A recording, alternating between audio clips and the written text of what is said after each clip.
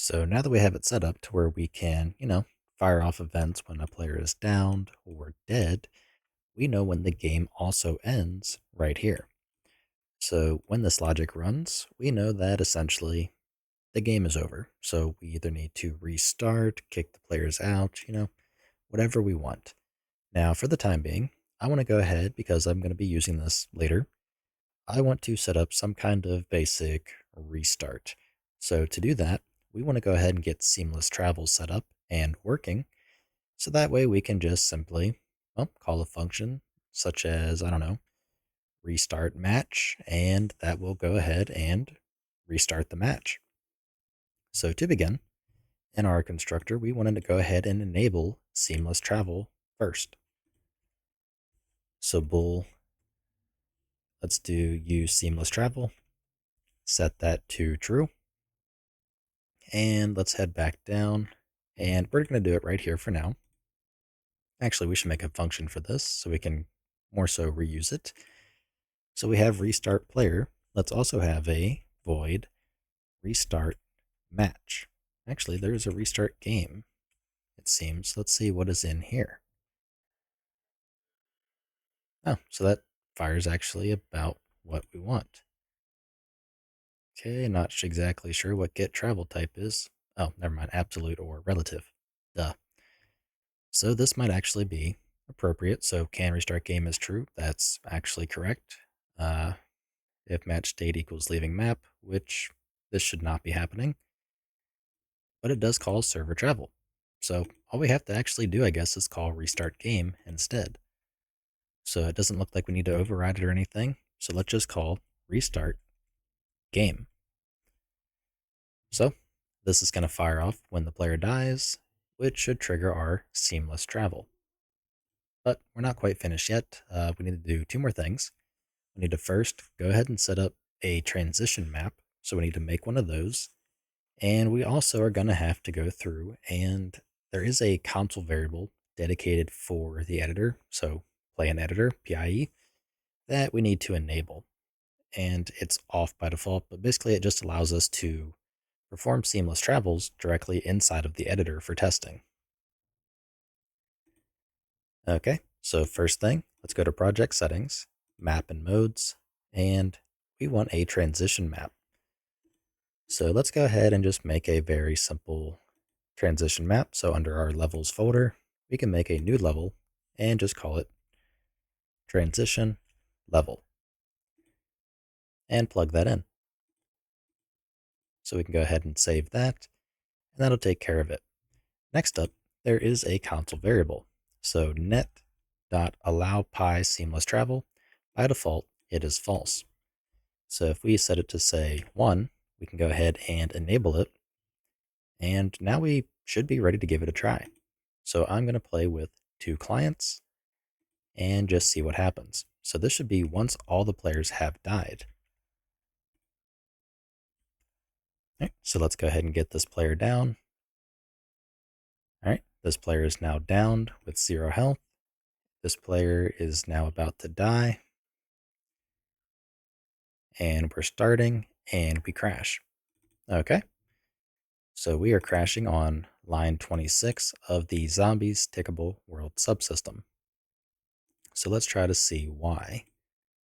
So let's go to our subsystems, Zombie Tickable World subsystems on line 26, which is this right here. Okay, so I guess it's just a order potentially as to when things are being maybe cleaned up, but the pawn of the player state, and this actually makes sense as well that we need to check it to begin with, because in the cases of us being a dead player, we're still going to have a valid player state that we're looping through, but we are not going to have a valid pawn.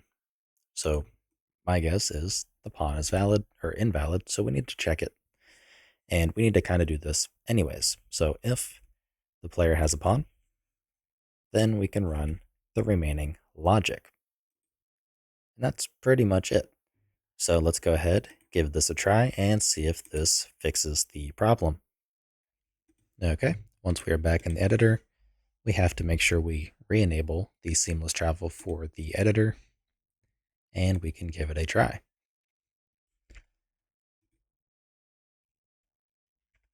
All right, so this player is now downed, and this player is getting hit, and now should be dead.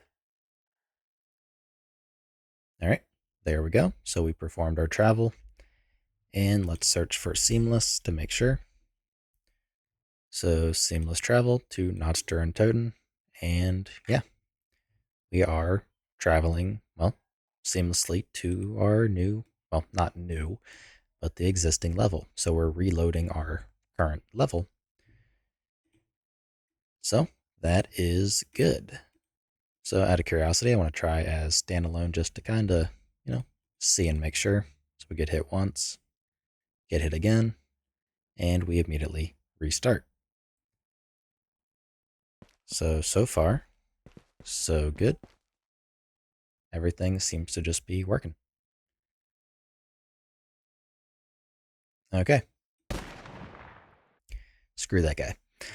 All right. So now that we have that in place, there's not really much else to do here. We do have our restart game. This is basically where we would say set up some kind of outro, for example, or something like that. So we're going to have our restart game. However, we do need a way that all other clients can be notified that the game has ended. Because right now, just the server knows. We don't have we haven't notified any clients yet. So if you recall, at the end of, say, one of the zombies maps, you usually end up just kind of flying around the level in a kind of preset camera path with some music playing and just some simple stuff about the UI. Uh, I don't know if we're going to do something similar, but we can. But regardless, we do need to notify the players that the game has in fact ended. So what we need to do is go to our player state and, or sorry, not our player state, our game state, and go to our game modes, zombie game state, and we just need a replicated variable. So we have our round. Let's do a bool be game ended, set it to false, and have a onRep onRep game ended. U function void onRep game ended, and all I want to do is just broadcast an event from this. So let's first off go ahead and mark it to be replicated.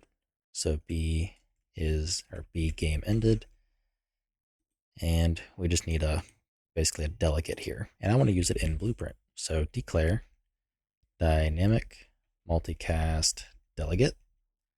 We'll do we don't really need a parameter, and we'll do f on game ended. So let's go to yeah, I'll make it right here. So this will be a, what do you call it? A U property. I think it's blueprint assignable. Give it the category of zombies game state and on game ended. So now in our onRep game ended, let's just simply broadcast it. And that should take care of that there. I'm going to close out of the editor. And now we just need to tell the game state that the game has ended. So where we have increment round and get round, we are also going to want our void end game. So in this case, it'll just simply set B game ended to true.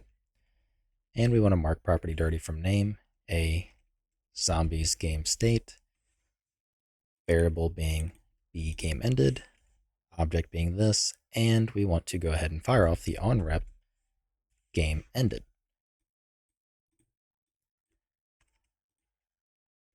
So that way it'll fire off here. So anything we have bound to it will be triggered. So let's go to our zombies game state, game mode, and we want to get the game state, cast to the type a zombies game state, and we simply want to call end game. And this should notify all the other players that the game has ended. So I'll print out a simple log temp, warning, text, game ended, and we'll be able to see where this actually is called. Okay, once we are back inside of the level here, I'll just do a listen server. So we'll have a client and server. Let's go ahead and just have the server die first. So 1 hit, 2 hits.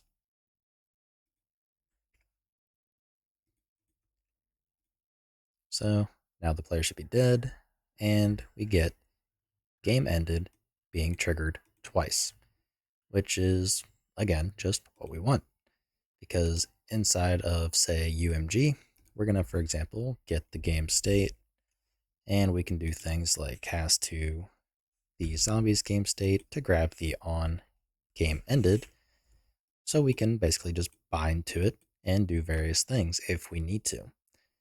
Likely, though, we may drive this via the view model.